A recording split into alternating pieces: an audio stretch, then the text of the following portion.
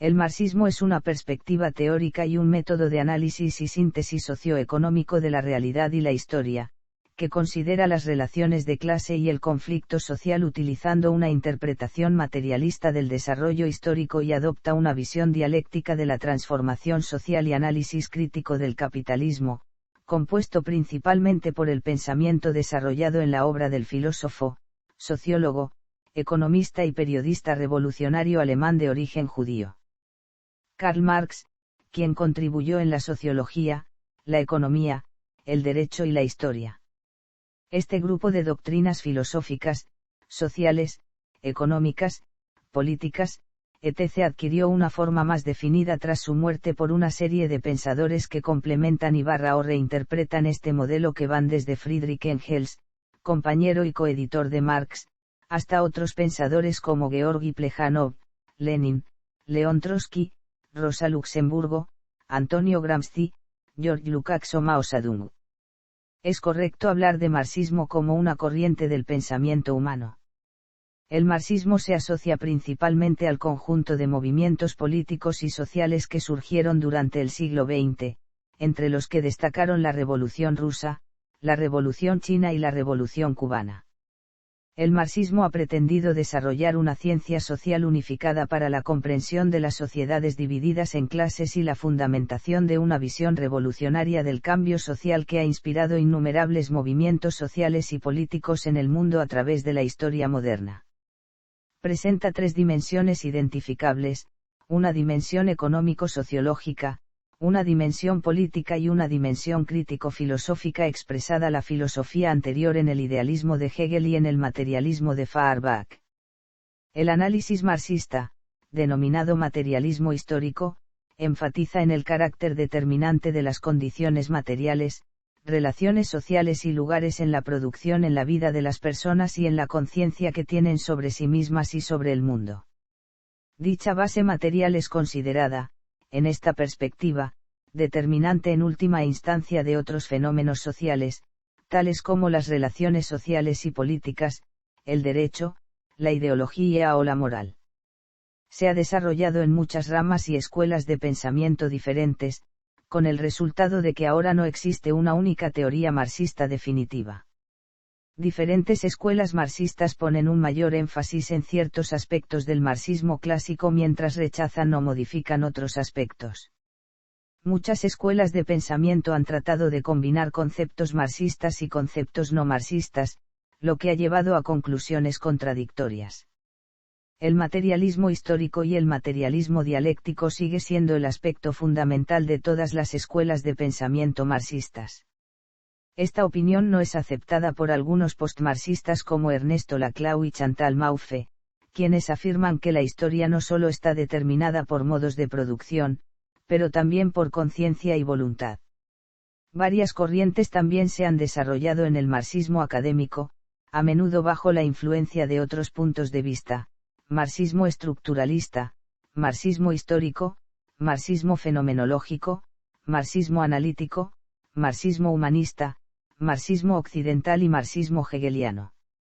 El legado de Marx se ha disputado entre numerosas tendencias, las cuales incluyen el leninismo, el marxismo-leninismo, el trotskismo, el maoísmo, el luxemburguismo y el marxismo libertario. El marxismo ha tenido un profundo impacto en la academia global y ha influido en muchos campos como la arqueología, la antropología, estudios de ciencias, ciencias políticas, teatro, historia, sociología, historia y teoría del arte, estudios culturales, educación, economía, ética, criminología, geografía, crítica literaria, estética, teoría del cine, psicología crítica y filosofía. Introducción y resumen. Los componentes centrales del modelo teórico explicativo marxista se pueden dividir en 4 elementos esenciales. En primer lugar, el concepto de lucha de clases, que es formulado por primera vez en el Manifiesto Comunista y que progresivamente se va transformando en el método de análisis materialista de la historia humana resultado de condiciones económicas materiales, en torno a los conceptos de clase social, contradicción y división social del trabajo. A su vez el marxismo sigue la corriente filosófica en donde la materia es el sustrato de toda realidad, sea concreta o abstracta. Este método está a la vez basado en la lógica hegeliana comúnmente llamada dialéctica.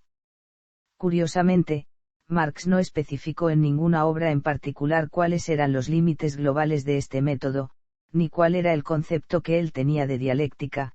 Sin embargo, se cita el prólogo de la Crítica de la Economía Política, de 1859, como su formulación más precisa. El segundo punto central del modelo teórico marxista es la crítica a la economía del capital, el cual es desarrollado extensamente en su obra El Capital, compuesta por 3 tomos oficiales y un cuarto tomo editado de manera póstuma bajo el nombre de Teoría sobre la plusvalía.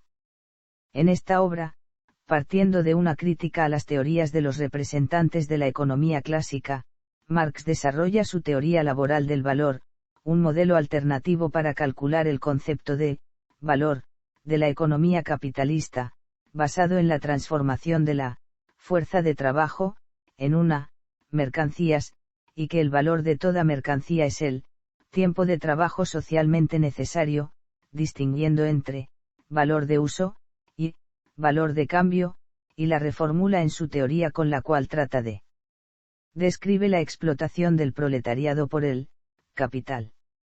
Esta investigación tiene directas consecuencias políticas, pues la hipótesis marxista probaría que en realidad la sociedad capitalista se funda en torno al robo del trabajo humano a través del concepto de plustrabajo y plusvalor, legitimado en el Estado de Derecho a través de la propiedad privada sobre los medios de producción y el libre usufructo de esas ganancias.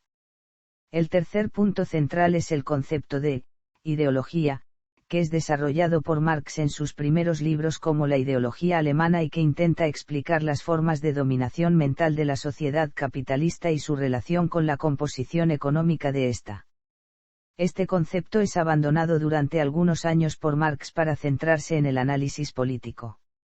Sin embargo, vuelve a aparecer con fuerza en su libro El Capital, bajo el concepto de fetichismo de la mercancía, que sería una forma de explicar la incapacidad psicológica de una persona de percibir el valor de uso de una mercancía. Este concepto es extremadamente importante, porque describe todas las consecuencias de las formas de producción de la vida dentro del capitalismo, la teoría del valor añadido, la idea de que el capitalismo gana dinero pagando a trabajadores menos de lo que merece y se quedan con el resto como beneficio.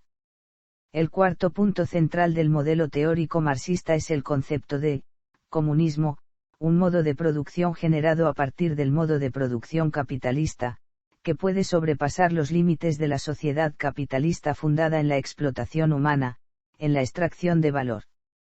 Marx utilizó muchas veces la palabra, pero jamás explicó cuáles eran sus alcances y características. Un análisis crítico de la obra de Marx demostraría que él no habría estado dispuesto a describir algo que todavía no existe, por lo tanto, el significado de comunismo se encuentra en una síntesis, tanto como de los problemas económicos fundamentales encontrados de manera explícita en El Capital como un análisis de la crítica política jurídica hecha por Marx a las instituciones capitalistas. Engels acuñó el término socialismo científico para diferenciar el marxismo de las corrientes socialistas anteriores englobadas por él bajo el término socialismo utópico. También se emplea el término socialismo marxista para referirse a las ideas y propuestas específicas del marxismo dentro del marco del socialismo.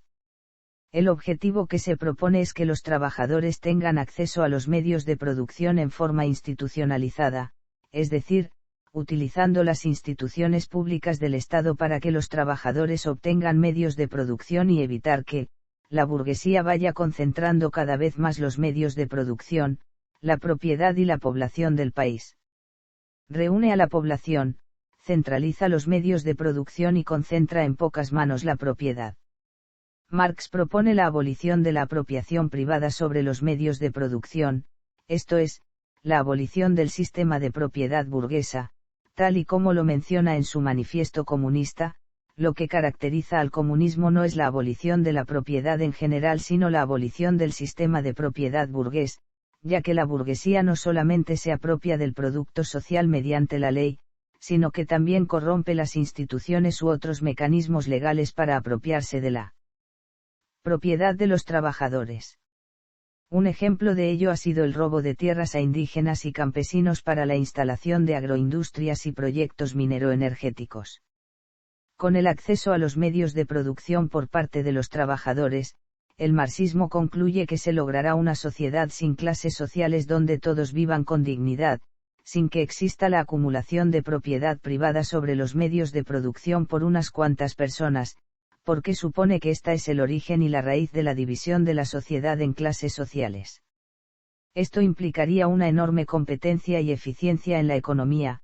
Además, el trabajador no se podría explotar a sí mismo ni tampoco podría explotar a otro trabajador porque ambos tendrían medios de producción. Lo que dicho panorama podría ocasionar es que los trabajadores se organizarían para crear empresas más grandes a través de asociaciones justas. Por tal motivo Marx expresa que, el precio medio del trabajo asalariado es el mínimo posible. Es decir, el mínimo necesario para que el obrero permanezca vivo. Todo lo que el obrero asalariado obtiene con su trabajo es, pues, lo que estrictamente necesita para seguir viviendo y reproduciéndose. Nosotros no aspiramos en modo alguno a impedir los ingresos generados mediante el trabajo personal, destinados a adquirir los bienes necesarios para la vida. Y recalca en su manifiesto, solo aspiramos a destruir el carácter ignominioso de la explotación burguesa, en la que el obrero solo vive para multiplicar el capital. Así, entonces, el trabajador o trabajadores serán dueños de sus propios negocios, iniciando un elevado comercio. Por esa razón, en el manifiesto especifica que, el comunismo no priva a nadie del poder de adquirir bienes y servicios. Marx considera que cada país tiene sus particularidades y, por tanto, las medidas para proveer a los trabajadores de medios de producción pueden ser diferentes, y que al principio parecerá que no son suficientes. Marx tiene en clara la ley de la escasez y por ende la distribución de medios de producción en forma institucionalizada y legal se dará poco a poco en una transición lenta pero efectiva. Por tal motivo concluye en su manifiesto, por medio de medidas que, aunque de momento parezcan económicamente insuficientes e insostenibles, en el transcurso del movimiento serán un gran resorte propulsor, y de las que no puede prescindirse, como medio para transformar todo el régimen de producción vigente. En conclusión, Marx propone el uso de las instituciones del Estado, como por ejemplo el uso de los impuestos para financiar la compra y distribución de los medios de producción a los trabajadores, que al paso del tiempo formará un mercado de competencia perfecta. Etimología. El término marxismo fue acuñado por Karl Kautsky, quien se consideraba un marxista ortodoxo durante la disputa entre los seguidores ortodoxos y revisionistas de Marx. El rival revisionista de Kautsky, Eduard Bernstein, también adoptó más tarde el uso del término. Engels no apoyó el uso del término marxismo para describir sus puntos de vista o los de Marx. Engels afirmó que el término estaba siendo usado abusivamente como un calificador retórico por aquellos que intentaban convertirse en verdaderos seguidores de Marx al mismo tiempo que lanzaban a otros en términos diferentes, como las de La Salle. En 1882, Engels afirmó que Marx había criticado al autoproclamado marxista Paul Lafargue al decir que si las opiniones de Lafargue se consideraban marxistas, una cosa es cierta y es que no soy marxista. Influencias intelectuales de Marx y Engels. Marx tuvo grandes influencias filosóficas, la de Feuerbach, que le aportó y afirmó su visión materialista de la historia, y la de Hegel, basada en la filosofía kantiana y que inspiró los jóvenes hegelianos, quien entre ellos, Marx usó la dialéctica en la aplicación del materialismo.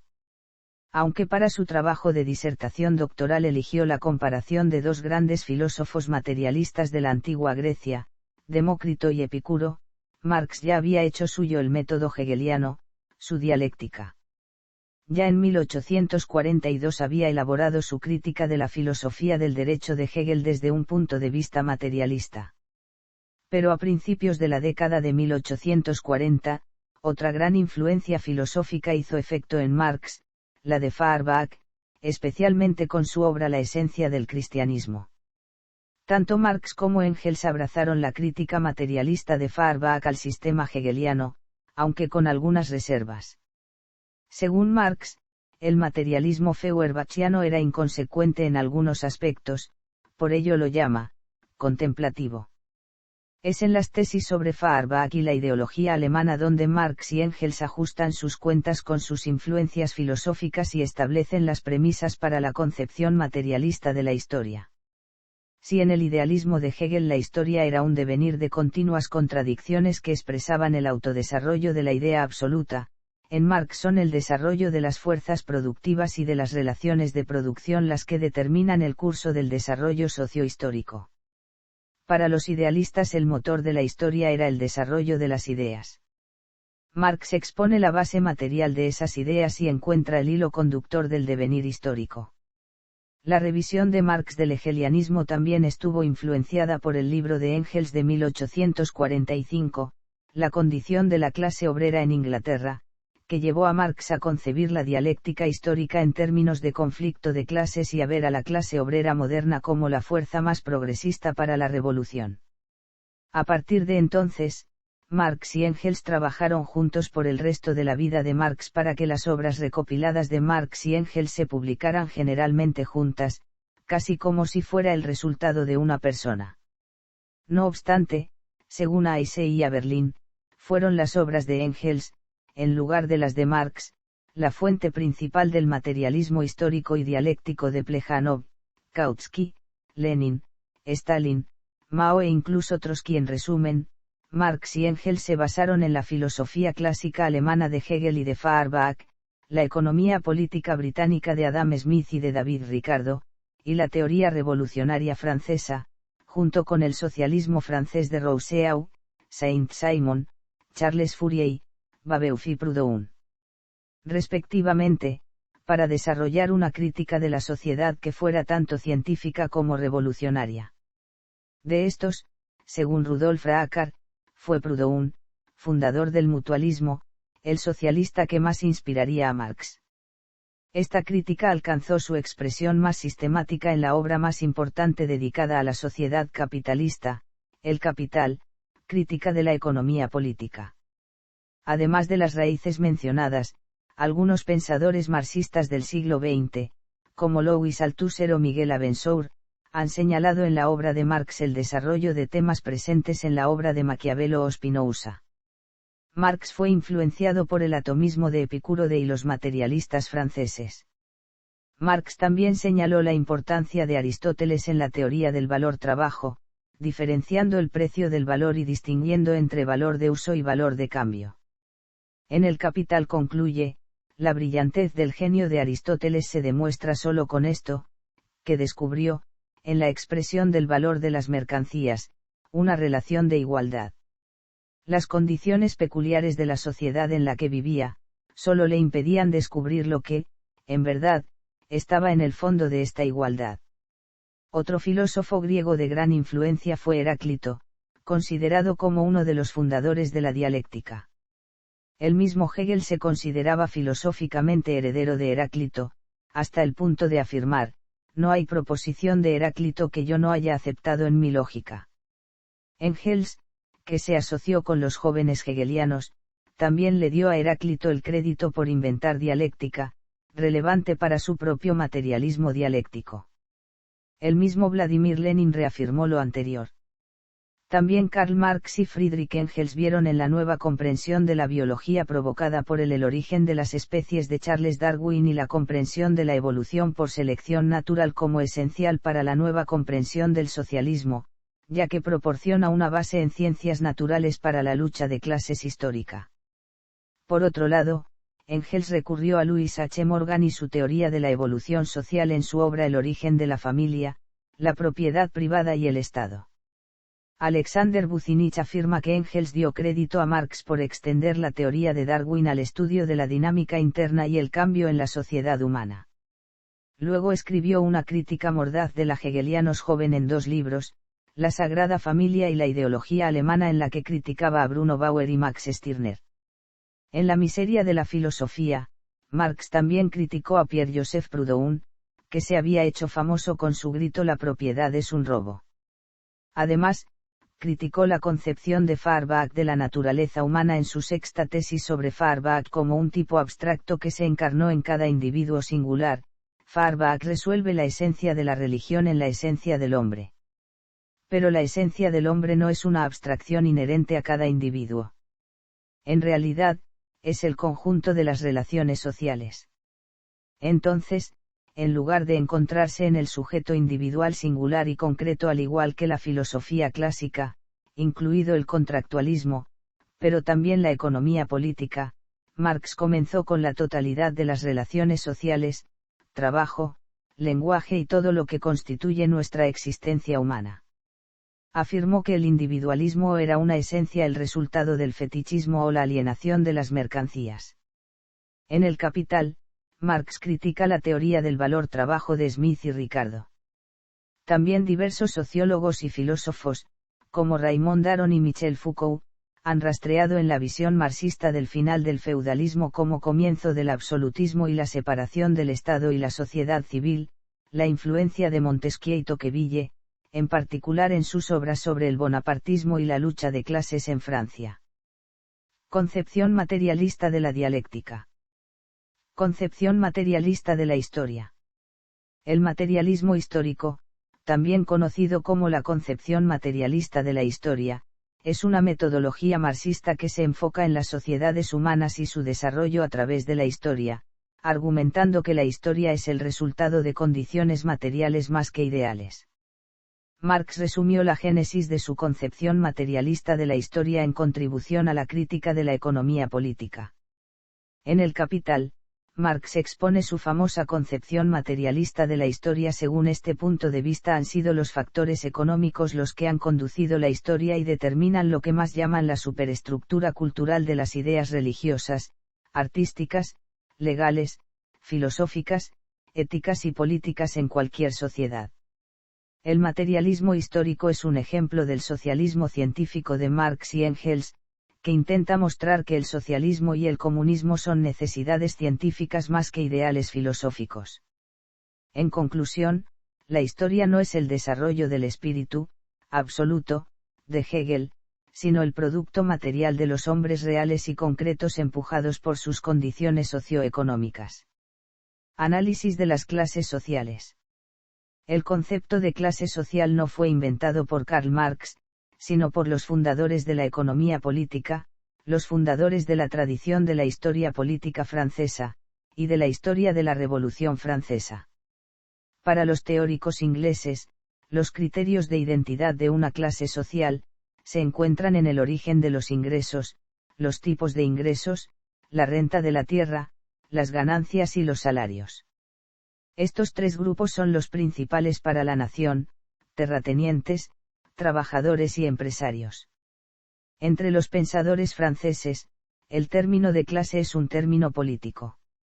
Por ejemplo, para autores como Tocqueville, existen diferencias entre clases cuando los diversos grupos sociales compiten por el control de la sociedad.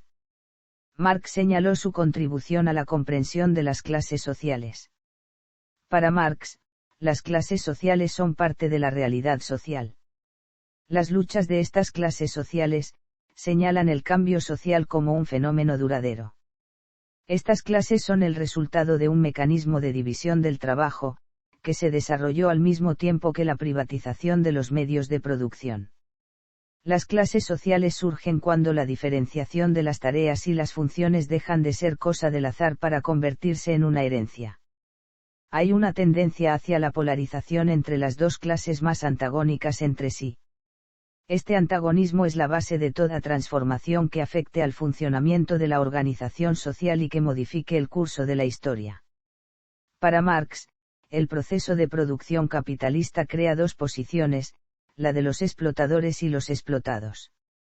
Los comportamientos individualistas y colectivos se explican a través de estas posiciones en la reproducción de un sistema. El conflicto de clase es un rasgo cultural de la sociedad. Estos conflictos son el motor de los grandes cambios sociales.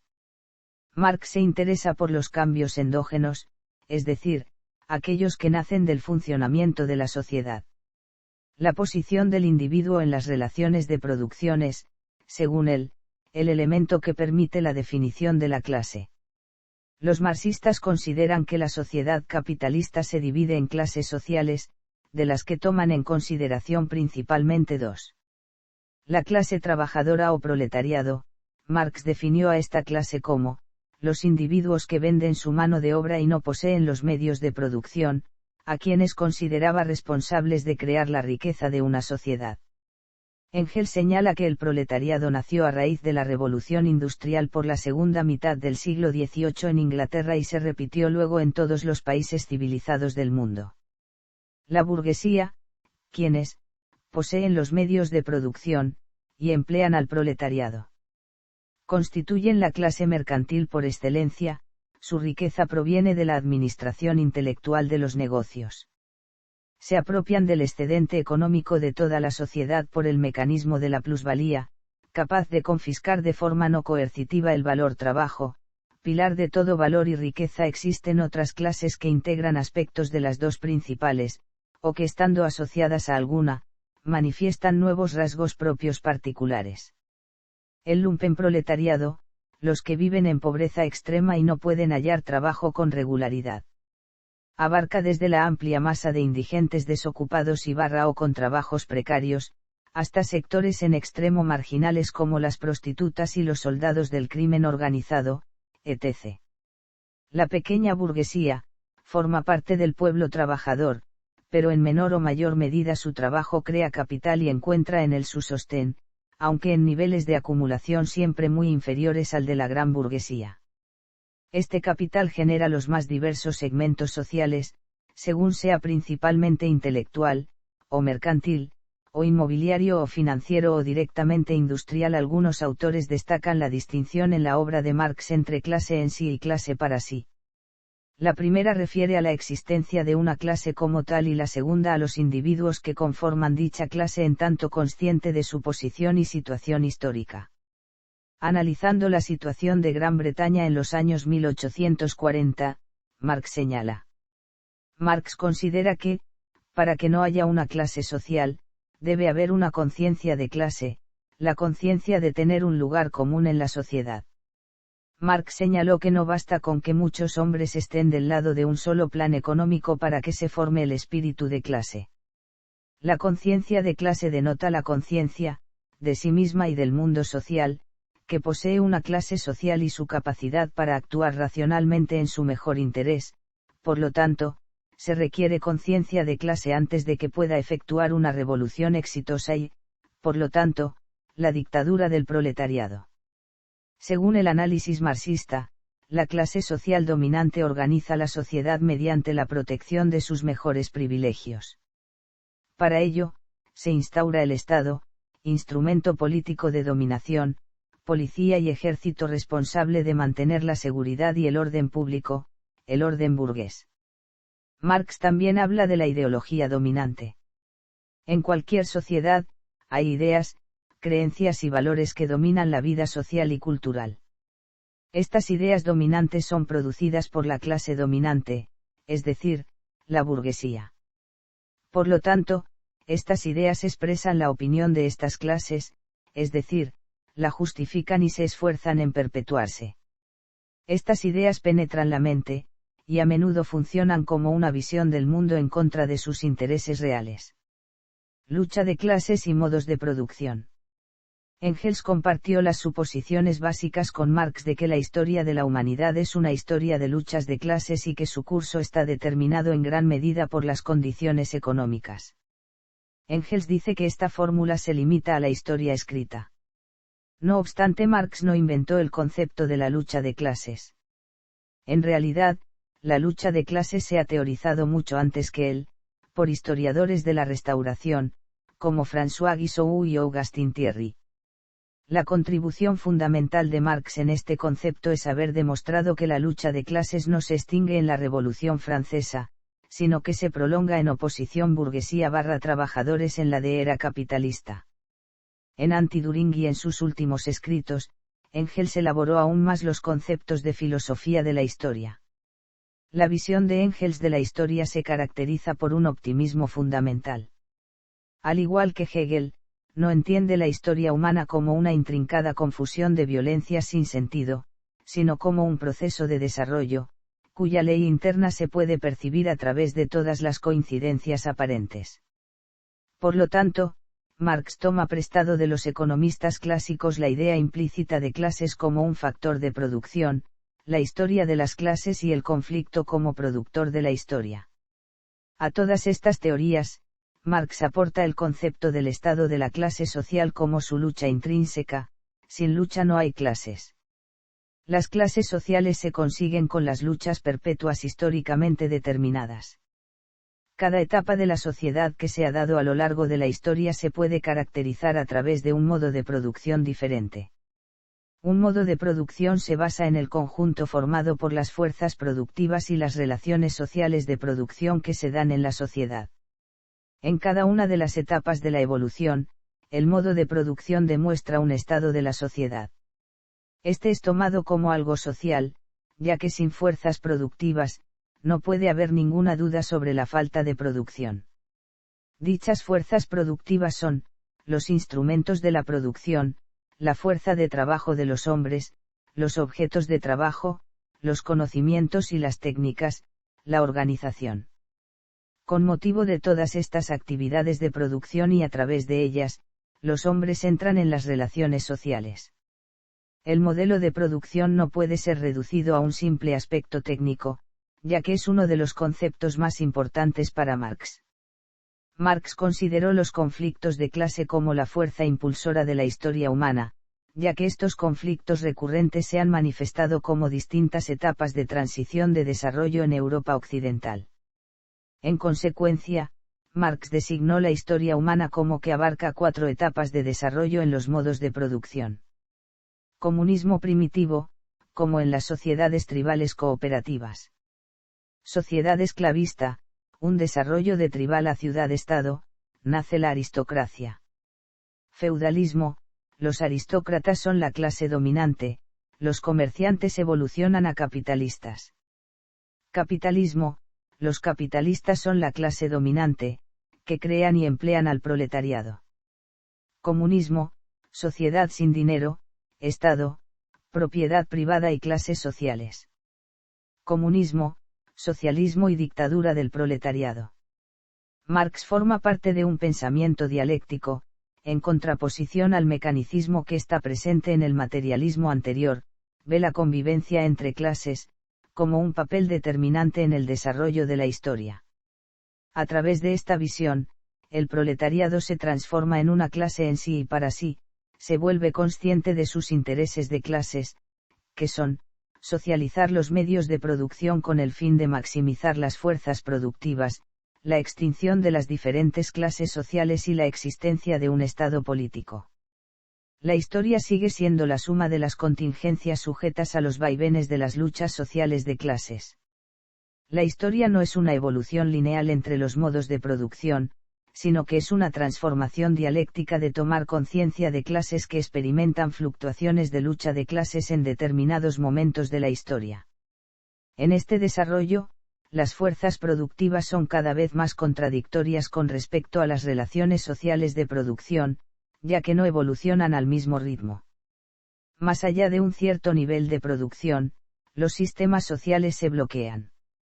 Una época de revolución social que comienza a funcionar, permite eliminar las viejas relaciones de producción para dar paso al desarrollo de relaciones más coherentes al nivel alcanzado por las fuerzas productivas. La democracia burguesa se ejerce como una dictadura de la burguesía sobre el proletariado, donde los intereses de estos últimos se oponen a los de la propiedad privada. Por el contrario, la dictadura del proletariado, es la dictadura de la clase más numerosa que no busca sostener su situación de dominio sino hacer desaparecer los antagonismos de clase. Solo en la sociedad comunista, cuando hayan desaparecido los capitalistas y no haya clases sociales, solo entonces desaparecerá el Estado y podrá hablarse de libertad. El comunismo constituye pues el estado de la sociedad sin divisiones de clase y por lo tanto, sin lucha de clases. En las luchas de clases en Francia de 1848 a 1850, Marx expresó que la emancipación del proletariado es la abolición del crédito burgués, pues significa la abolición de la producción burguesa y de su orden. Algunos revolucionarios como Alexander Herzen, Dmitri Pisarev, Nikolai Chernysevsky, y sobre todo, Karl Marx y Friedrich Engels, criticaron duramente al comunismo igualitario. Las aportaciones de los socialistas utópicos de Henry de Saint-Simon, Charles Fourier y Robert Owen fueron positivamente valoradas por Marx y Engels, no obstante también fueron criticados duramente por ser poco realistas. El modo de producción comunista de Marx está dividido en dos fases, cuya realización estaría en manos del proletariado organizada bajo la dirección de un partido comunista revolucionario, y que desaparecería en tanto clase durante la realización del mismo. Para Marx y Engels, la clase obrera industrial es la única que, por su imposibilidad de una adquisición privada, puede superar mediante la síntesis comunista la contradicción sin salida de la socialización estatal, es la negación comunista de la sociedad porque no puede transformarse en nueva clase explotadora, es la negación comunista del Estado porque solo transformándose ella misma en poder público puede superar su carácter asalariado remanente de la sociedad burguesa, y es la negación comunista de la propiedad porque solo distribuyendo de acuerdo a las necesidades y las capacidades puede adquirir los frutos de los medios de producción. En la crítica del programa de Gouza se diferencia entre una etapa comunista previa en donde el individuo compraría bienes con vales de trabajo, de una etapa superior, en la que cada persona contribuirá según sus capacidades y recibirá acorde a sus necesidades. No fue sino hasta la revolución bolchevique que el término socialismo llegó a referirse a la etapa previa del comunismo. Concepción marxista de ideología. El papel de la ideología, según esa concepción marxista de la historia, es actuar de lubricante para mantener fluidas las relaciones sociales, proporcionando el mínimo consenso social necesario mediante la justificación del predominio de las clases dominantes y del poder político. Tal como el materialismo histórico define el concepto, la ideología forma parte de la superestructura, determinada por las condiciones materiales de las relaciones de producción o estructura económica y social y el reflejo que produce es denominado falsa conciencia. Como el sofista Trasímaco, Marx dijo que las ideas de la clase dominante son las ideas dominantes en cada época. Engels explica que las verdaderas fuerzas propulsoras que lo mueven, permanecen ignoradas para el ideólogo. Sus ideas le parecen al ideólogo como creación, sin buscar otra fuente más alejada e independiente del pensamiento. Para él, esto es la evidencia misma, puesto que para él todos los actos, en cuanto les sirva de mediador el pensamiento, tienen también en este su fundamento último. Estos impulsores incluyen tanto intereses subjetivos oscuros como la constelación económica objetiva. Por otro lado, Engels también criticó las posiciones economicistas que niegan cualquier papel de la superestructura. Por ejemplo, en el medievo la ideología era la instancia dominante pero la economía seguía siendo la instancia determinante. Solo en el capitalismo la instancia dominante y la determinante coinciden. De la inadecuación de la ideología dominante a nuevas condiciones surgen ideologías alternativas que entran en competencia con ella, produce una crisis ideológica. Marx creía que las ideas dominantes son falsas porque reflejan los intereses económicos y preferencias de la clase dominante. Esta crítica ha contribuido a una desconfianza académica hacia nociones como de objetividad, neutralidad, universalidad y semejantes. Para Antonio Gramsci, una de las funciones más importantes del Estado es elevar a la población a un determinado nivel cultural y moral, que contribuya al desarrollo de las fuerzas productivas y por tanto a las clases dominantes. La escuela como función educativa positiva y la policía y los tribunales como función educativa negativa y represiva forman, junto a otras organizaciones de carácter privado, el aparato para la hegemonía política del Estado. La moral en el marxismo. Marx no se ocupó directamente de las cuestiones éticas. Su concepción materialista de la historia considera la moral como producto de la base económica de la sociedad. Engels dedicó más tiempo analizando la moralidad en su obra Anti-Düring. En ella señala que la moral siempre fue una moral de clase, o bien justificaba el dominio y los intereses de la clase dominante, o bien, en cuanto que la clase oprimida se hizo lo suficientemente fuerte, representó la irritación de los oprimidos contra aquel dominio y los intereses de dichos oprimidos, orientados al futuro, rechazando así cualquier ética dogmática basada en leyes eternas o inmutables.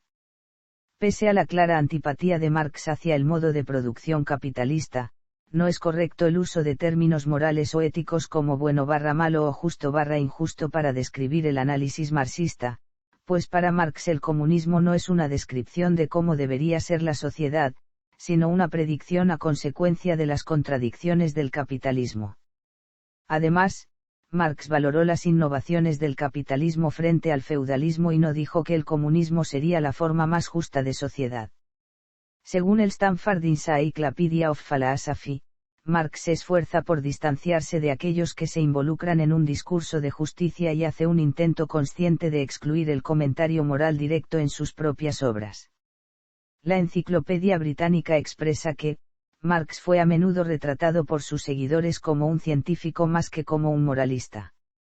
De hecho, Engels acuñó el uso de socialismo científico para diferenciar el marxismo de las corrientes socialistas anteriores, englobadas bajo el término socialismo utópico.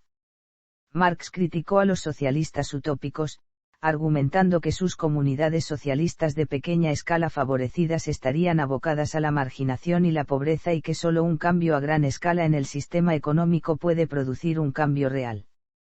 También se emplea el término socialismo marxista para referirse a las ideas y propuestas específicas del marxismo dentro del marco del socialismo.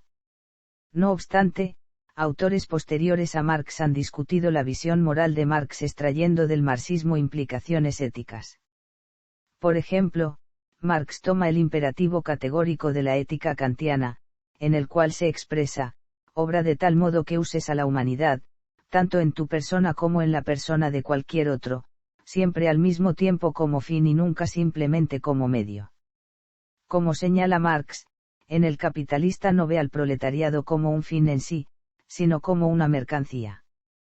Los primeros escritos del joven Marx, parece que consideraba la libertad humana como el objetivo final que solo se consigue con la abolición de la propiedad privada. Engels afirma que una moral verdaderamente humana, que esté por encima de las contraposiciones de clase, y por encima del recuerdo de ellas, no será posible en un estadio social que no solo haya superado la contraposición de clases, sino que la haya además olvidado para la práctica de la vida. Manuel Fernández del Riesgo sugiere una ética marxista basada en el relativismo moral, rechazando así la moral de clase y justificando la violencia revolucionaria cuando ésta sirve al propósito de producir un cambio en la infraestructura capaz de generar una sociedad nueva y humanizada y un nuevo tipo de relaciones sociales. El problema es que esta posición es que se topa con el problema del ser y el deber ser, viéndose como una ética emotivista, donde la afirmación los obreros están siendo explotados se convierte en una expresión de sentimiento emocional hacia el proletariado. Ideas sobre el crimen. Al entender Marx al derecho como fruto del poder de las clases dominantes, es decir, los burgueses dueños de los medios de producción, entiende que estos definen de manera arbitraria, lo legal e ilegal, castigando todo tipo de conductas que atenten contra sus intereses. Así para Marx el crimen no es algo objetivo propio de la necesidad sino, la mera definición burguesa de acciones que atentan contra la propiedad o el sistema económico. De esta manera el mismo Marx sostiene que las violaciones de la ley son generalmente el estallido de factores económicos que están fuera del control del legislador, pero, como lo testimonia el funcionamiento de la ley sobre delincuentes juveniles, depende en cierta medida de la sociedad oficial el catalogar ciertas violaciones de sus reglas como crímenes y otras como meras faltas. Esta diferencia de nomenclatura, lejos de ser indiferente, decide el destino de miles de hombres, y el tono moral de la sociedad. La ley misma puede no solo castigar el delito, sino también improvisarlo. El pensamiento de Marx sobre la criminalidad influirá directamente a Steven Spitzer y su pretensión de fundar una teoría marxista de la desviación, actualmente parte de la denominada criminología crítica. Teoría marxista de la alienación. El concepto marxista de alienación incluye 4 componentes. Antropología marxista y teoría del trabajo. A través de su análisis del ser genérico y el ser social, Marx procura avanzar en una descripción de la naturaleza humana. En la visión antropológica marxista, la característica principal que diferencia a los hombres de los animales, en lugar de otras cualidades como la razón, es la transformación de la naturaleza o el trabajo. Los humanos reconocen que poseen un yo real y potencial. Tanto para Marx como para Hegel, el autodesarrollo comienza con una experiencia de la alienación derivada de este reconocimiento, seguida de la comprensión de que el yo real, como agente subjetivo, convierte a su contraparte potencial en un objeto a aprehender. Marx sostiene además que al moldear la naturaleza de las formas deseadas el sujeto toma el objeto como propio y, por lo tanto, permite que el individuo se actualice como plenamente humano. Para Marx, la naturaleza humana, Gattungswesen, existe en función del trabajo humano. Fundamental para la idea de Marx del trabajo significativo es la proposición de que para que un sujeto llegue a un acuerdo con su objeto alienado, primero debe ejercer influencia sobre los objetos materiales literales en el mundo del sujeto. Marx reconoce que Hegel capta la naturaleza del trabajo y comprende al hombre objetivo, auténtico porque actual, como resultado de su propio trabajo, pero caracteriza el autodesarrollo hegeliano como indebidamente espiritual y abstracto. Marx se aparta así de Hegel al insistir en que el hecho de que el hombre sea un ser corpóreo, actual, sensible y objetivo con capacidades naturales significa que tiene objetos reales y sensuales para su naturaleza como objetos de su expresión de vida, o que solo puede expresar su vida en objetos sensuales reales. En consecuencia, Marx revisa hegeliana trabajo en material de trabajo y en el contexto de la capacidad humana para transformar la naturaleza del término fuerza de trabajo. Debido a ello, es importante conocer quién y cómo controla las condiciones laborales. En el comunismo primitivo, el trabajo, los medios de producción y los frutos del trabajo pertenecen al colectivo, no habiendo explotación. El capitalismo despoja al hombre del producto de su trabajo, perdiendo así la acción de realizar su potencial humano. La razón por la que Marx se dio cuenta de que esta actividad es totalmente aristotélica, fue mostrando por lo que el fin es un mismo principio. El trabajo es principalmente una representación comprensiva que comprende la finalidad del objeto y difiere a este respecto al caso de los animales. El producto del trabajo humano debe existir en la representación ideal del trabajador, es decir, el trabajo deseado es un objeto que cumple perfectamente una de las funciones de la vida humana. En el capítulo 7 de El Capital, Marx toma el esquema aristotélico en el que, es el trabajador el que está subordinado al mismo fin que él mismo da. El trabajo es tal, que el individuo se identifica y se reconoce con lo que hace, al realizar el trabajo, el hombre también lleva a cabo su propio poder, su poder de conceptualización y puede mejorar, por lo tanto, su capacidad de producción. La inteligencia, puesto que es relevada a través de la realización del trabajo, en tanto que el hombre actualice en su trabajo las facultades que le son propias, será conducido a un proceso de identificación, en el producto del trabajo, el individuo una parte de su identidad. Como el trabajo participa en la identidad de la persona, podemos decir que, el trabajo no es solamente tener, pero igualmente debe de ser una dimensión ontológica adecuada al trabajo. Por eso Marx acusa al modelo de producción industrial capitalista de alienar a los trabajadores. En efecto, el trabajador ya no se encuentra en este caso, en el de la representación comprensiva, ya que se ignora el producto final y por lo tanto, la razón de su actividad. La cuestión relativa a la identidad es entonces anulada porque el único problema es el de la remuneración. Lo humano se convierte en animal, revelando un reflejo del automatismo mecánico. En este sentido, se puede entender la abolición de la esclavitud, no como una cuestión ética, sino más bien como una cuestión de interés económico, ya que cuesta más mantener a la gente en la servidumbre bajo el marco de la esclavitud que en el del trabajo bajo marco del asalariado. La transición del socialismo al comunismo implica un trabajo altamente productivo, capaz de asegurar la abundancia de los artículos de consumo. Solo entonces la sociedad podrá abolir la antigua estimación con arreglo a la cantidad y a la calidad del trabajo suministrado e inscribir en sus banderas, de cada cual según sus capacidades, a cada cual según sus necesidades.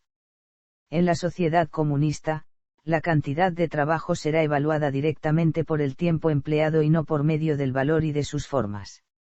Bajo el comunismo, el trabajo será la primera necesidad vital de los hombres y se convertirá en un goce en lugar de ser un pesado fardo.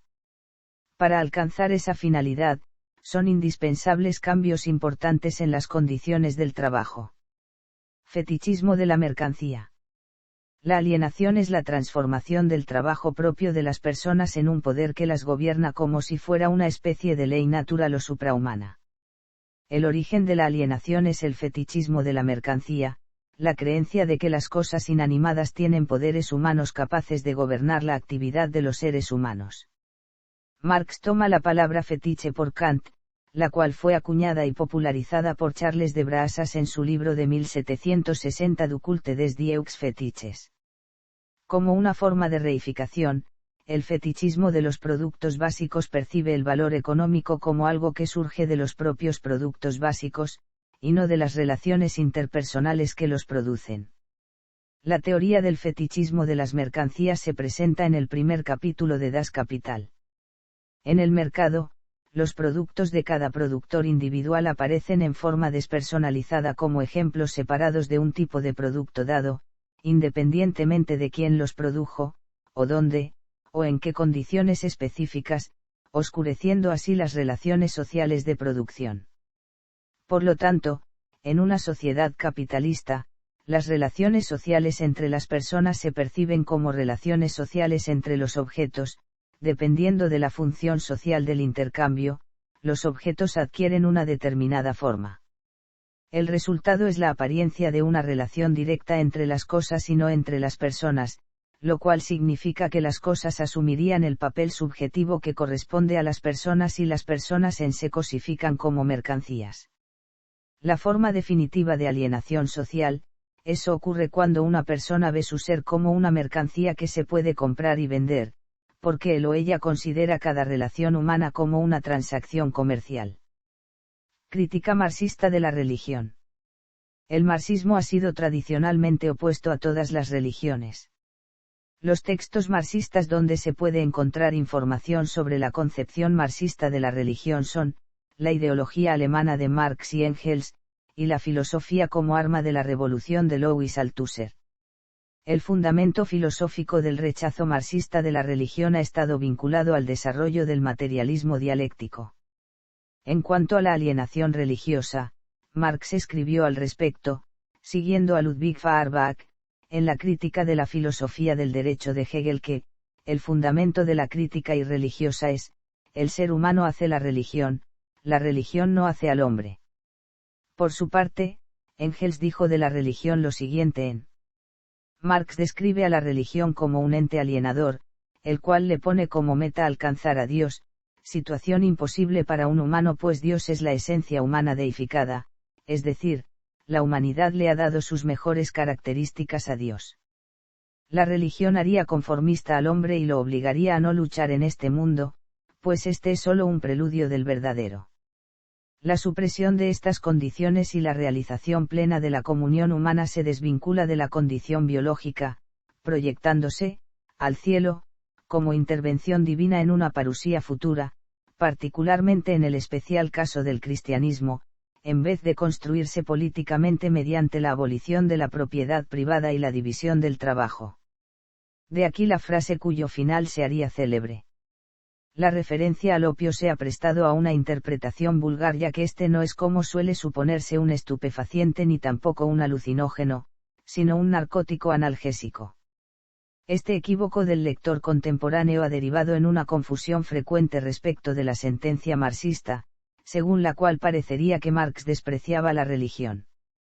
En Marx, la crítica de la religión no es una defensa del ateísmo, sino la crítica de la sociedad que hace necesaria a la religión.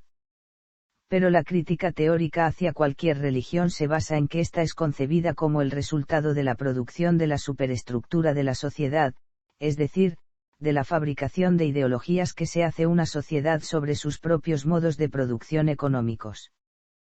Como dice Engels en el Anti-Düring. Por su parte, Vladimir Lenin expresaba así en actitud del Partido Obrero hacia la religión que, este aforismo de Marx es la piedra angular de toda la ideología marxista sobre religión. Todas las religiones e iglesias modernas y las organizaciones religiosas son consideradas por el marxismo como órganos de la burguesía reaccionaria, usados para preservar la explotación y la estupefacción de la clase trabajadora.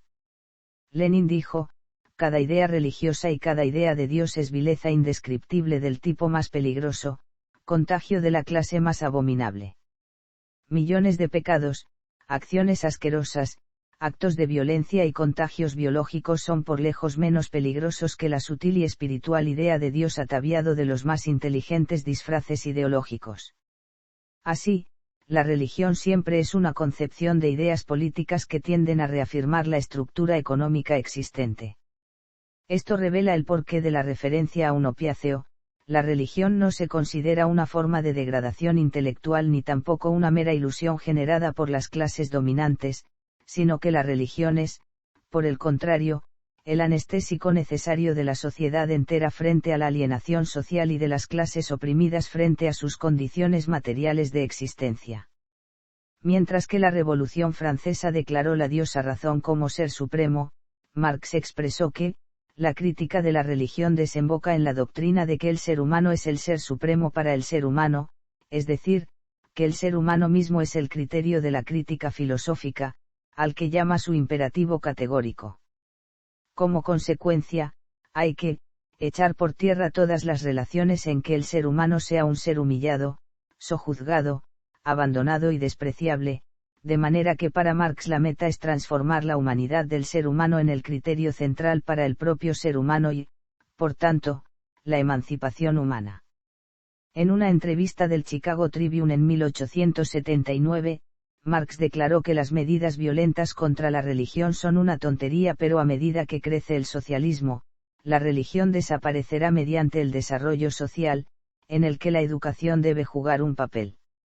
Sin embargo, existen comunistas cristianos que se distinguen del comunismo marxista, basando en cambio su comunismo directamente en la religión y recogiendo conclusiones sociales de algunas enseñanzas de los primeros apóstoles, por ejemplo.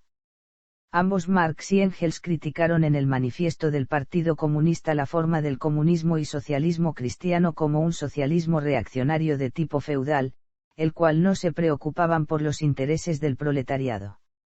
En cualquier caso, ha habido diversos teóricos que consideran que ser marxista y religioso es compatible. Dentro de ellos se puede señalar al irlandés James Connolly y a diversos autores dentro de la teología de la liberación como Camilo Torres y Leonardo Baff. La síntesis cristiano-marxista de los teólogos de la liberación replica que el marxismo no implica este aserto y que, de ser así, también las clases dominantes impregnadas de espíritu religioso serían conformistas respecto de su existencia material e incluso serían pasivas frente a un conflicto con otras clases sociales. Para estos, en cambio, la religión y en particular la cristiana siempre exige una lucha en este mundo en función de una comunidad religiosa, sea con o sin clases dependiendo de cómo se la entienda políticamente.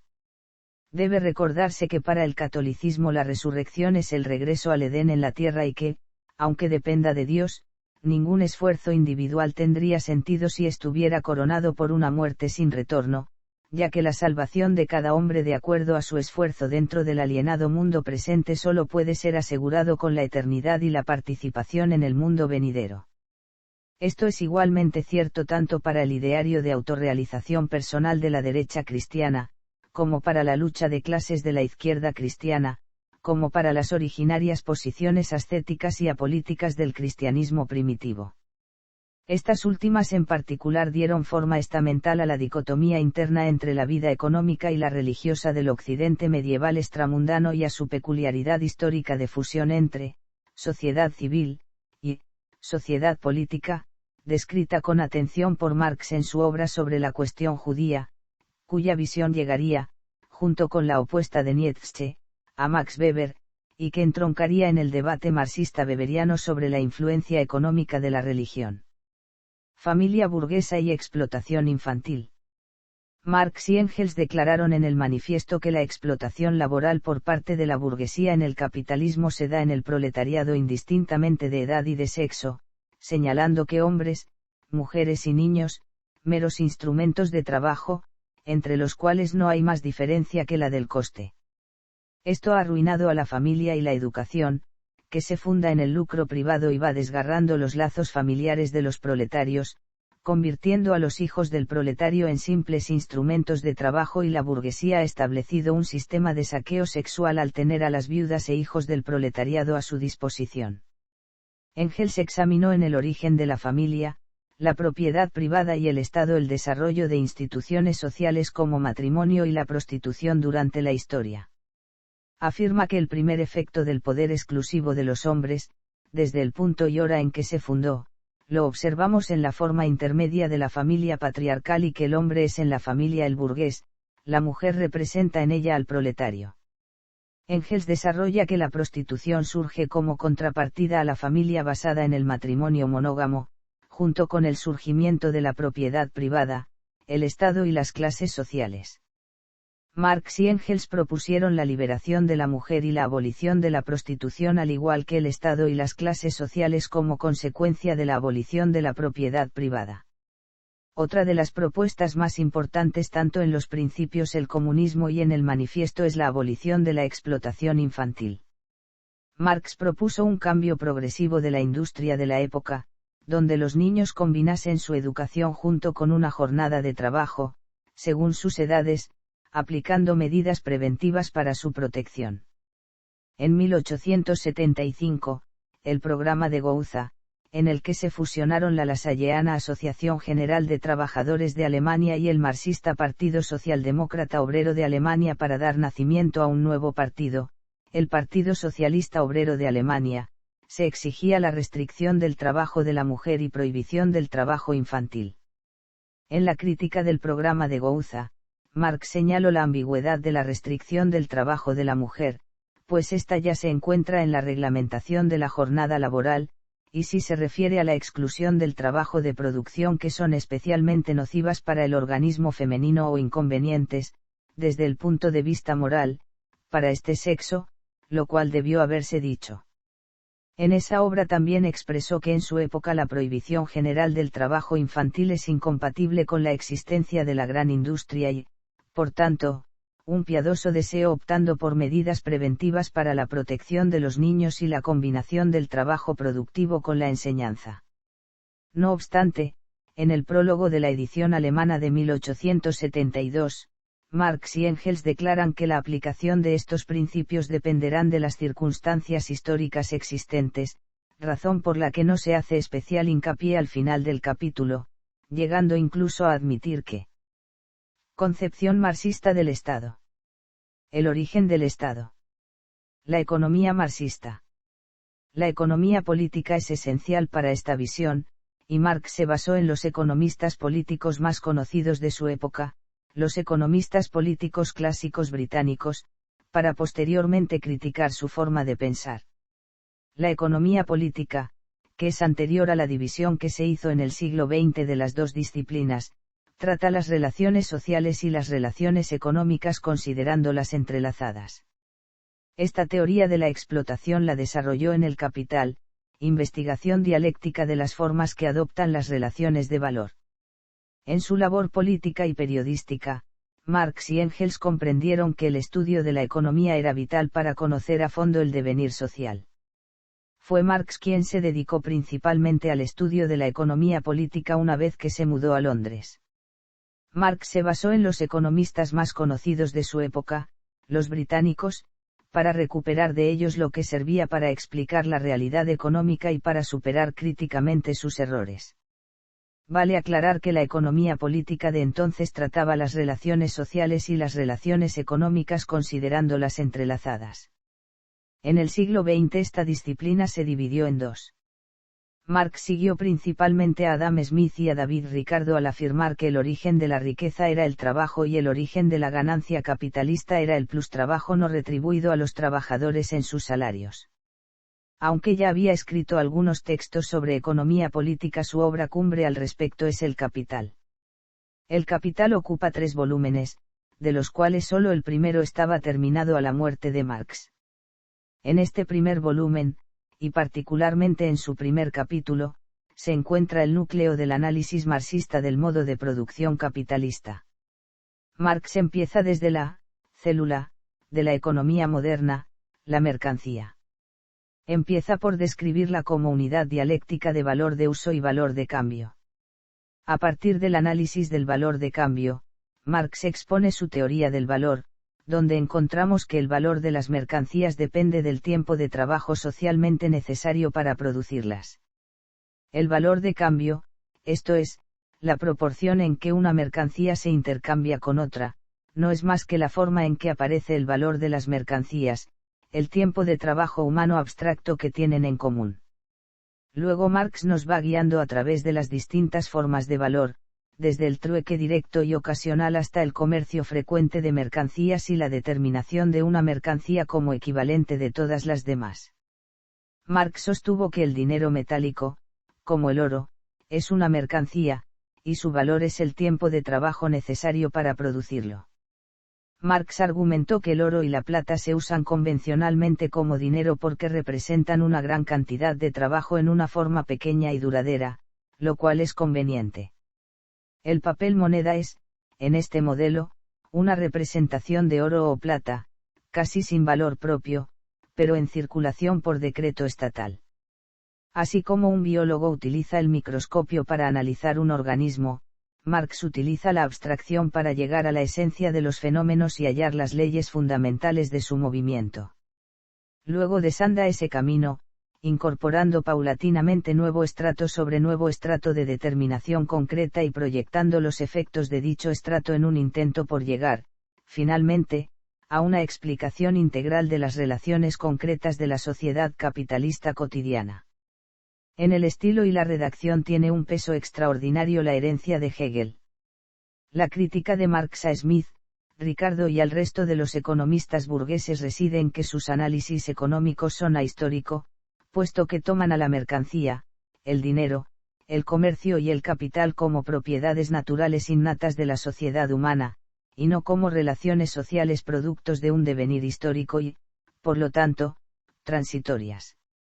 Junto con la teoría del valor, la ley general de la acumulación capitalista, y la ley de la baja tendencial de la tasa de ganancia, son otros elementos importantes de la economía marxista. La acumulación de capital, trabajo y mano de obra excedente. La acumulación primitiva de capital está definida como, proceso de creación de las condiciones para el nacimiento del capitalismo. La creación del capitalismo supone el uso de 2 condiciones anteriores, la existencia de un grupo social y la acumulación de la riqueza indispensable para crear negocios capitalistas.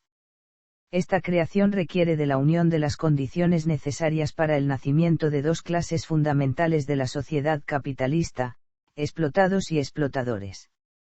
La distinción entre trabajo y fuerza de trabajo es central para el análisis de la distribución. La retribución del obrero se establece en un nivel correspondiente a los gastos socialmente necesarios para asegurar su renovación. Es una mercancía cuyo valor está determinado por la cantidad de trabajo social que pide la producción de cada obrero. Lo que afirma Marx se basa en la teoría aristotélica de la materia prima que, distingue el valor de uso del valor de cambio.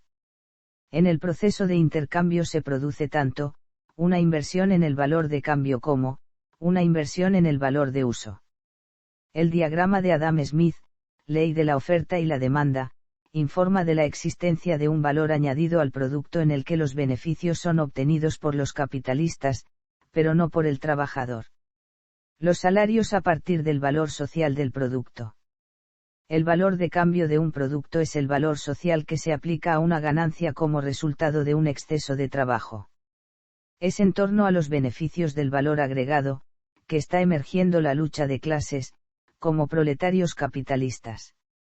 Marx va a demostrar que el trabajador está en su derecho de reclamar el beneficio de este valor añadido, ya que este es un valor del mismo uso. Lo que hará el empresario capitalista, es hacer del trabajo un producto que cueste menos que el que utiliza, o dar más trabajo del que se requiere en la mano de obra. La ganancia es el valor añadido producido por el empleado, que el capitalista se apropia gratuita y legalmente. El aumento de la producción, por parte del capitalista, se puede obtener mediante la ampliación de la jornada laboral, aumentando la intensidad de trabajo o reduciendo los salarios de desempleo, el cual es la presión a la baja sobre los salarios. Esta ganancia es la forma de expoliación del proletariado en el capitalismo. Es la ganancia modificada que se produce como una forma excedente, es la búsqueda del beneficio, es el motivo principal del capitalismo. Una actividad se desarrolla si es rentable, y esta rentabilidad es la tasa de beneficio obtenido. La acumulación de capital conlleva una disminución a largo plazo de la tasa de beneficio y una bajada en la tendencia de la tasa de provecho. Es un índice de los límites históricos del capitalismo. Si la modernización se incrementa, se trata de una sustitución creciente entre el trabajo muerto y trabajo vivo. En este momento solo existe el trabajo vivo, que está creando valor, el trabajo muerto no anima al capital por medio de la fuerza de trabajo. La acumulación excesiva de capital dará como resultado el empobrecimiento de la clase obrera. El capitalismo es víctima de su propia lógica. Hay cada vez menos capacidad de manejar sus contradicciones y avances hacia una crisis inevitable. Marx también presentó el problema de la redistribución igualitaria de la riqueza y su aplicación en una sociedad socialista, como señala en la crítica del programa de Gouza. Teoría del valor y plusvalía. Conviene recordar que Marx dice específicamente, en artículos por él editados, que el concepto plusvalía lo toma de David Ricardo, quien desarrolla hasta cierto punto la teoría del valor-trabajo, dándole ese nombre. Ricardo toma como punto de partida el concepto de valor comentado por Adam Smith. Este último es el primer economista conocido, por así definirlo, que plantea el concepto de valor, que es la base de la plusvalía o plusvalor, y Ricardo, criticando a Smith, es el primero en desarrollarlo de manera sistemática. Pero Marx introduce por primera vez la distinción entre fuerza de trabajo y trabajo, lo cual le permite explicar de manera eficaz la plusvalía y completar la teoría del valor-trabajo, lo que no habían conseguido los economistas precedentes. El plusvalor es un concepto indisolublemente unido a la teoría del valor-trabajo y es central para la descripción que ésta realiza de la explotación bajo el capitalismo. Estos conceptos aparecen definidos y utilizados principalmente en El Capital y en los cuadernos 2 y 3 de los Grundrisse. El problema de explicar la fuente de la plusvalía lo expresa Friedrich Engels de la siguiente manera. La solución de Marx fue distinguir entre tiempo de trabajo socialmente necesario y fuerza de trabajo. Un trabajador que es suficientemente productivo puede producir un valor de producción mayor que lo que cuesta contratarlo. Aunque su salario parece estar basado en las horas trabajadas, en un sentido económico este salario no refleja el valor total de lo que produce el trabajador. Efectivamente, no es trabajo lo que vende el trabajador, sino su capacidad para trabajar. Marxistas notables. Partidos, movimientos y gobiernos encuadrados en el marxismo. Desde la muerte de Marx en 1883, varios grupos del mundo entero han apelado al marxismo como base intelectual de sus políticas, que pueden ser radicalmente distintas y opuestas. Una de las mayores divisiones ocurrió entre los reformistas, también denominados socialdemócratas, que alegaban que la transición al socialismo puede ocurrir dentro de un sistema pluripartidista y capitalista, y los comunistas, que alegaban que la transición a una sociedad socialista requería una revolución para instaurar la dictadura del proletariado. La socialdemocracia resultó en la formación del Partido Laborista y del Partido Socialdemócrata de Alemania, entre otros partidos, en tanto que el comunismo resultó en la formación de varios partidos comunistas. En 1918 en Rusia, previo a la formación de la Unión de Repúblicas Socialistas Soviéticas, dimanan dos partidos del Partido Obrero Socialdemócrata de Rusia, el Partido Comunista, Formación Comunista, y el Partido Socialdemócrata de Rusia. En la actualidad sigue habiendo muchos movimientos revolucionarios y partidos políticos en todo el mundo, desde el final de la Unión Soviética, aunque el internacionalismo obrero ha sufrido una grave crisis.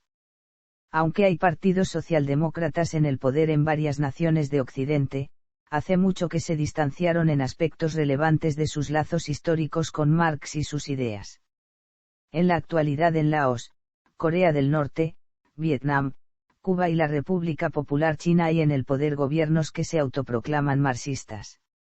Muchos gobiernos, partidos políticos, movimientos sociales y teóricos académicos han afirmado fundamentarse en principios marxistas. Ejemplos particularmente importantes son los movimientos socialdemócratas de la Europa del siglo XX, el bolchevismo ruso, la Unión Soviética y otros países del bloque oriental, Mao Zedong, Fidel Castro, Ernesto Che Guevara, Santucho, Kwame Nkrumah, Julius Nyerere, Thomas Sankara y otros revolucionarios en países agrarios en desarrollo.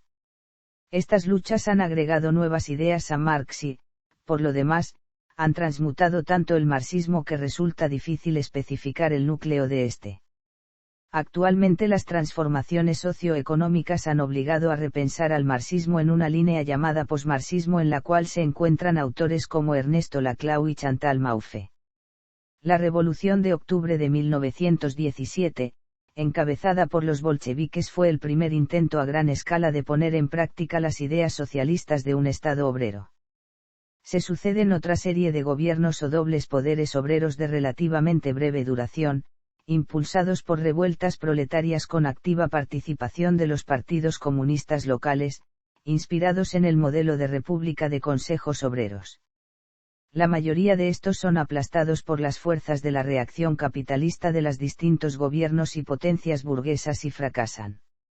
Son el caso de la Revolución de Noviembre de 1918, encabezada por los espartaquistas en Alemania, la República Soviética Húngara de 1919, la República Soviética Bávara de 1919, el Bienio Rojo o Movimiento de Consejos de Fábrica del Norte de Italia de 1919 a 1920, el Soviet de Nápoles, la República Soviética Socialista de Galicia en 1920, la República Popular Soviética de Bujará de 1920 a 1925, la República Socialista Soviética de Persia o República Soviética de Gilán, de 1920 a 1921, etc.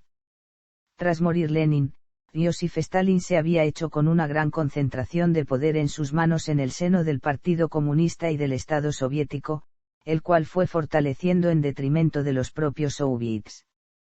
Hasta su muerte, numerosas purgas se vivieron en la URSS, bajo consignas tales como la lucha contra el trotskismo, los sabotajes, o los agentes del fascismo, en las que se logró inhabilitar a los principales elementos críticos del PQS y la sociedad soviética, muchos de ellos comunistas, testigos directos de la revolución y opositores en mayor o menor medida a la deriva burocrática y la concentración de poderes que se estaba generando en seno de la URSS, encarnada en una casta de funcionarios y burócratas del partido, cuya divergencia de intereses respecto a la clase trabajadora y el peligro que entrañaban para la revolución obrera comienzan a manifestarse desde la primera mitad de los años 20, aún en vida del propio Lenin.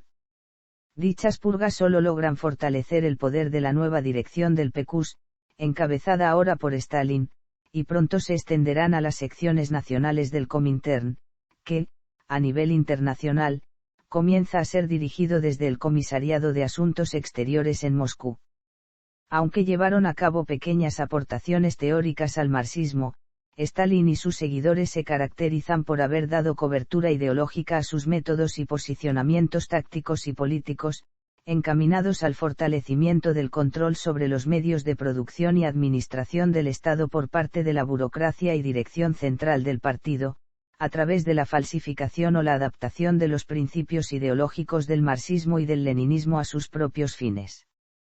Esto derivará en un sistema de gobierno y pensamiento formulado bajo el nombre de marxismo-leninismo y la teoría del socialismo en un solo país, también llamado estalinismo, considerado por sus críticos marxistas como un alejamiento o distorsión de los postulados y principios de la tradición marxista y pensadores como Marx, Engels o Lenin, Particularmente insistentes en esta postura son aquellas corrientes basadas en los planteamientos de Trotsky y Lenin y las del denominado comunismo de izquierda, el marxismo libertario o el comunismo de consejos, también críticos en este sentido con la denominada corriente del leninismo. A raíz de la muerte de Stalin, esta burocracia termina por acaparar el poder y afianzarse en la llamada nomenclatura. Esta comenzará a medio plazo un proceso de progresiva liberalización de la economía, que culminará con la perestroika. Al final de la Segunda Guerra Mundial se produjo una expansión, por la vía militar, del poder político de la URSS, que se consolidó mediante el establecimiento de los llamados estados satélites o del Pacto de Varsovia, en los países del este que quedaron bajo su zona de influencia tras los acuerdos de Yalta y de Potsdam. Estos estados reprodujeron estructuras políticas y sociales y tipos de economía y de gobierno muy similares a los de la Unión Soviética. Fueron gobernados mediante la formación de partidos comunistas, encuadrados en la Comintern, y adscritos a las fórmulas del marxismo-leninismo oficial. Algunos de los partidos adscritos a la Internacional Comunista que llegaron a formarse por sí mismos, lograron a la postre tomar el poder a través de insurrecciones guerrilleras y, en algunos casos, con bastante apoyo popular, y establecer un Estado que seguía el modelo marxista-leninista oficial. Estas naciones comprendían a la República Popular China, Vietnam, Corea del Norte, Yugoslavia, Albania, Etiopía, Yemen del Sur, Angola, y otros. Después de la invasión militar por parte de Vietnam de Kampuchea Democrática, gobernada por el Khmer Rojo, un gobierno de estructura similar a aquel será establecido en Camboya. El posmarxismo surge en la década de 1960 y varias tendencias y eventos de ese periodo influyeron en su desarrollo. La debilidad del paradigma de la Unión Soviética se hizo evidente y el marxismo enfrentó una carencia desde la Segunda Internacional. Esto sucedió simultáneamente con la ocurrencia internacional de los disturbios estudiantiles de mayo de 1968, el surgimiento de la teoría maoísta y la proliferación de la televisión comercial que cubría en sus transmisiones la guerra de Vietnam. Posteriormente, Ernesto Laclau y Chantal Mouffe abordan la proliferación de nuevas posiciones de sujeto, ubicando su análisis en un marco posmarxista no esencialista. En Chile, el gobierno de la Unidad Popular, encabezado por Salvador Allende, que duró desde 1970 hasta el golpe de Estado de 1973, tenía una fuerte inspiración marxista. Si bien cambió radicalmente las formas de lucha conocidas al concretar un gobierno por la vía electoral, la revolución a la chilena buscaba la transformación de la sociedad hacia el socialismo. Al mismo tiempo, la coalición que llevó a Allende al gobierno estaba construida por la unión del Partido Comunista y el Partido Socialista, ambos declarados marxistas-leninistas en ese tiempo. Desde el comienzo de la democracia en España, en 1975, el PSOE se presentó a las elecciones como un partido marxista, proclamándose primera fuerza de oposición en el gobierno. En el 28 Congreso del PSOE, en mayo, fue rechazada la propuesta del secretario Felipe González, quien abogó por abandonar las tesis marxistas. Posteriormente, en 1982, Con abandonó su postura marxista. Ese mismo año el partido ganó las elecciones. A fines de la década de 1980 y principios de 1990 se produjo el colapso de la mayoría de los estados socialistas que habían profesado una ideología marxista-leninista. A fines de la década de 1970 y principios de la de 1980, el surgimiento de la nueva derecha y el capitalismo neoliberal como las tendencias ideológicas dominantes en la política occidental, defendidas por el presidente estadounidense Ronald Reagan y la primera ministra británica Margaret Thatcher, llevaron a Occidente a adoptar una posición más agresiva hacia la política occidental de la Unión Soviética y sus aliados. Mientras tanto, el reformista Gorbachov se convirtió en primer ministro de la Unión Soviética en marzo de 1985 y buscó abandonar los modelos leninistas de desarrollo hacia la socialdemocracia. En última instancia, las reformas de Gorbachov, junto con los crecientes niveles de nacionalismo étnico popular en la Unión Soviética, llevaron a la disolución del Estado a fines de 1991 en una serie de naciones constituyentes, todas las cuales abandonaron los modelos marxista-leninistas de socialismo, y la mayoría se convirtió a economías capitalistas. En 1991, la Unión Soviética se disolvió y el nuevo Estado ruso ya no se identificó con el marxismo. Otras naciones del mundo siguieron el mismo camino. Actualmente el socialismo científico ha dejado de ser una fuerza política prominente en la política mundial. China, donde gobierna el Partido Comunista, relajó su concepción económica del marxismo en 1978, avanzando progresivamente hacia un sistema económico más cercano al libre comercio.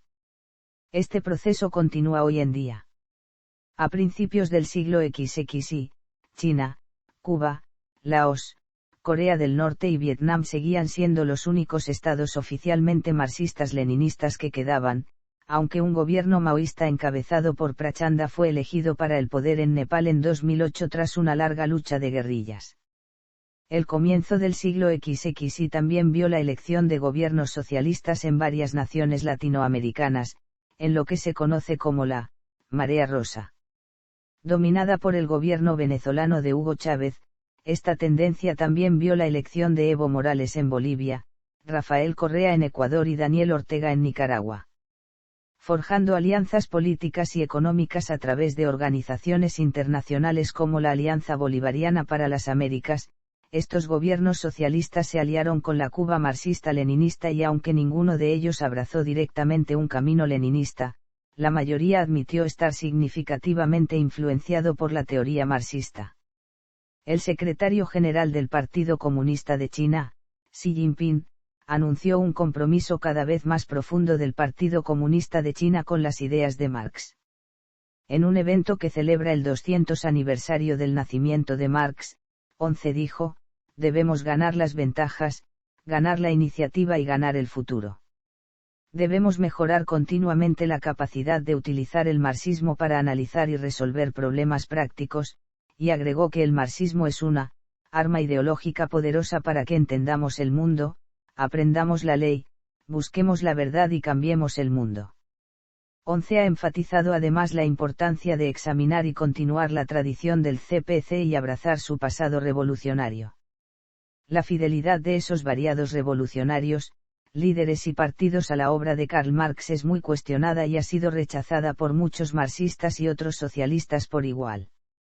Socialistas en general y escritores socialistas, incluido Dmitry Volkogonov, reconocen que las acciones de los líderes socialistas autoritarios han dañado el enorme atractivo del socialismo generado por la Revolución de Octubre. Críticas al marxismo.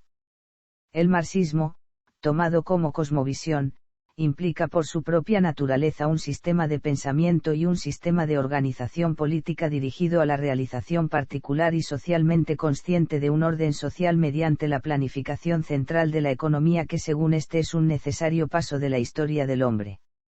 El marxismo funciona, según su propia doctrina, a manera de catalizador e impulsor de la transición para la clase que de otra manera no podría haber edificado para sí el socialismo y la realización posterior del comunismo.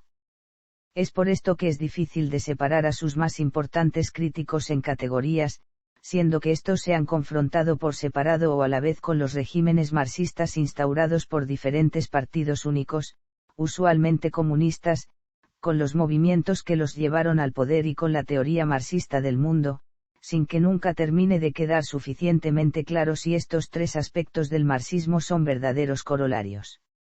En términos generales se puede, sin embargo, diferenciar a efectos prácticos las críticas al marxismo por las disciplinas de estudio más comprometidas en ellas.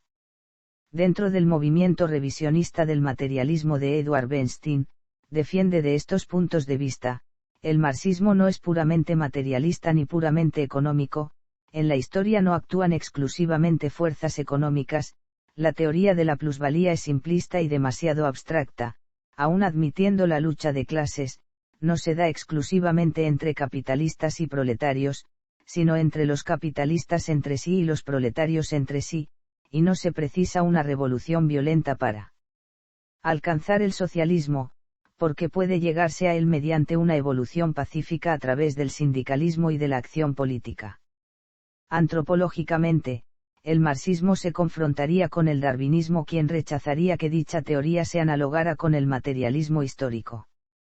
Carl von Schierzer consideró que la idea de fusionar el socialismo y la evolución mediante la selección natural le pareció descabellada.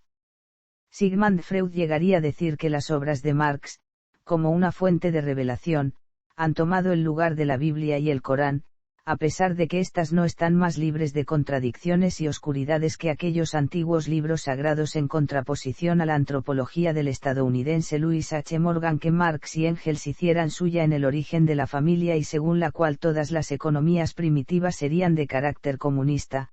La antropología contemporánea de autores como Bronislaw Malinowski y Fustel de Coulanges, entre otros, presenta una visión casi opuesta del origen de la propiedad privada, que es resumida en la obra del historiador Richard Pipes, Propiedad y Libertad.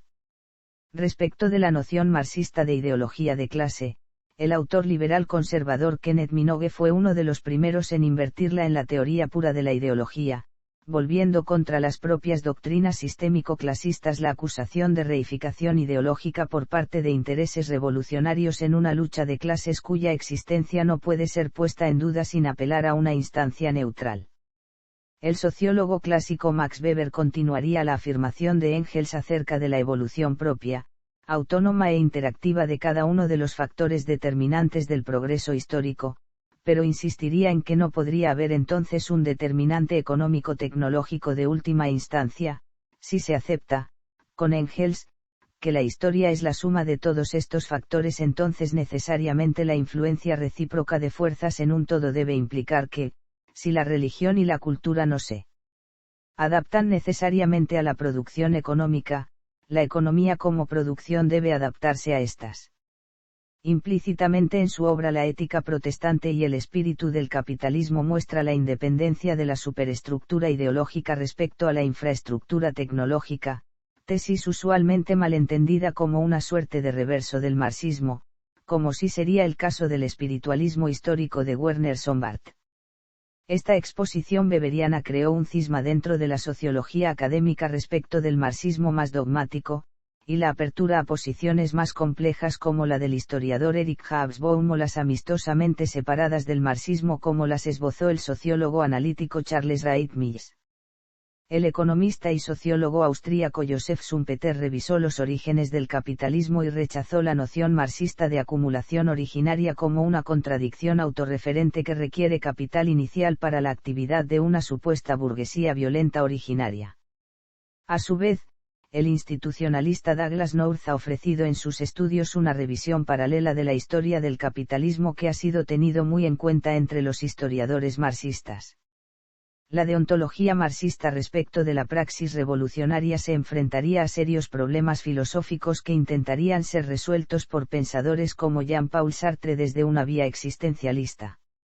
Éticamente Marx llegó a considerar que un fin que requiere medios injustificables no es un fin justificable. Sin embargo, dentro del marxismo como sistema la moral es en sí misma consecuencialista, ya que en este los fines juzgan a los medios.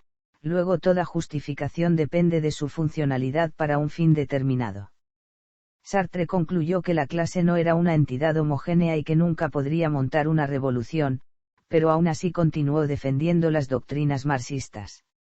Contra este historicismo predeterminado, el epistemólogo y filósofo Karl Popper realizaría sus más agudas críticas en La sociedad abierta y sus enemigos, obra que podría considerarse a su vez una de las principales réplicas globales al marxismo, y que junto con las objeciones de Bertrand Russell sería la más representativa de entre las críticas epistemológicas al marxismo como un dogma reforzado imposible de ser puesto a prueba mediante falsación, lo que llevaría a muchos marxistas a volcarse a una posición epistemológica en las ciencias en general cercana a la de Thomas Kuhn, por la cual las contradicciones del marxismo deberían ser probadas dentro de la misma teoría, y no frente a hechos que serían en sí expresiones de una carga teórica previa. Russell criticó como poco científico la creencia de Marx en el progreso como una ley universal. Marxistas como Thomas Riggins han afirmado que Russell tergiversó las ideas de Marx. Mario Bangui resaltó del marxismo el carácter estrechamente economicista que infravalora el papel de la política y la cultura, el hecho de confundir lógica con ontología y la adopción del utilitarismo como ética. En lo económico, V.K. Dmitriev en 1898 y Ladislaus von Bourtkiewicz en 1906-07 y subsecuentes críticos expusieron que la teoría del valor de Marx y su ley de tendencia a la baja en la tasa de beneficio eran internamente inconsistentes. Como contrapropuesta, los más importantes economistas marxistas y o esrafianos, tales como Paul Suizy, Nobuo Okisio, Ian Steedman, John Roemer, Gary Mongiovy y David Liebman, propusieron sus propias versiones correctas de lo que debería ser la economía marxista, abandonando como inadecuado el intento de Marx en El Capital para el mismo fin, confrontándose así con los marxistas que defienden a aquel y que en respuesta se apoyan en una segunda teoría desarrollada a fines del siglo XX para interpretar, según ellos en forma más adecuada, las últimas obras de Marx. En el ambiente académico, las críticas a la teoría económica de Marx derivaron principalmente de su incompatibilidad con los descubrimientos microeconómicos del marginalismo. El conflicto con la visión marxista de la producción tomó forma en la obra de dos de los más importantes sistematizadores del marginalismo, representantes de las variantes austríaca y británica, primero Eugene von Bauer, que dirigiría las más conocidas críticas a la teoría del valor-trabajo y con esta la explotación por adquisición de plusvalía, tanto dentro de la teoría marxista como desde el subjetivismo austríaco, y luego Alfred Marshall, que insistiría en la utilidad del capital y la gestión en la creación del valor, así como la consideración de la demanda como autónoma de la oferta aunque ésta se reconozca determinada por los costos. Desde la macroeconomía, John Maynard Keynes llegaría a decir que el Capital era un manual obsoleto al cual no solo encontraba científicamente equivocado sino además sin interés o aplicación para el mundo moderno, consideración que Joan Robinson criticaría como consecuencia de una pobre lectura de Marx, así como de Say. Una aproximación macroeconómica compatible con el marxismo fue esbozada por el economista polaco Michał Kalecki. Respecto a la aplicación práctica del método marxista y a sus resultados políticos, las críticas usuales han sido menos a la doctrina marxista y más a los aspectos empíricos contra el movimiento comunista y sus regímenes. Estas críticas se sostienen en términos humanistas y objetan el sacrificio en vidas humanas en persecuciones sociales y políticas, y además solo se han dirigido al fenómeno totalitario como una situación circunstancial impuesta deliberadamente por los dirigentes marxistas, o sea, como un fenómeno aislado o al menos a aval de la teoría. Sin embargo, algunas de estas críticas han tenido una dimensión teórica según las cuales el fracaso político del totalitarismo, la interdependencia entre la falta de propiedad personal y libertad personal, el colapso de la planificación centralizada de la economía y la doctrina marxista-leninista serían elementos inseparables y codependientes, por lo cual, o la teoría marxiana del progreso histórico debe de estar equivocada y la dictadura científica pasaría a ser una profecía autocumplida con resultados perjudiciales para la clase obrera, o bien la noción de un necesario progreso histórico puede ser mayormente verdadera pero sin embargo el marxismo la habría malinterpretado a su favor. Esta última opción sería planteada por el heredero de la crítica hegeliana al marxismo de Alexandre Kojève, el neoconservador Francis Fukuyama. Finalmente, diversos autores de orientación centrista y socialdemócrata han hecho profundas reflexiones críticas de las bases filosóficas del marxismo, a saber Jürgen Habermas, Hannah Arendt, Anthony Giddens, y particularmente por recordar las implicancias de que las relaciones sociales de producción no pueden determinar la superestructura jurídico-política ya que la presuponen el jurista y pensador político Hans Kelsen quien, en su libro La teoría comunista del derecho y el Estado, realizaría la que tal vez pueda considerarse la objeción más incisiva a casi todos los aspectos relevantes de la doctrina marxista, tanto en sus facetas políticas, su teoría jurídica e institucional, social y económica. También el ensayo de Marx sobre la cuestión judía de 1843 se ha interpretado como antisemitismo. Corrientes surgidas del marxismo. Durante el siglo XIX y sobre todo en el siglo XX, el marxismo se divide en varias corrientes, entre otras. Obras. Obras de Marx. None. Obras de Engels. None. Obras de Marx y Engels. None. Obras de Lenin. None. Otras obras. None.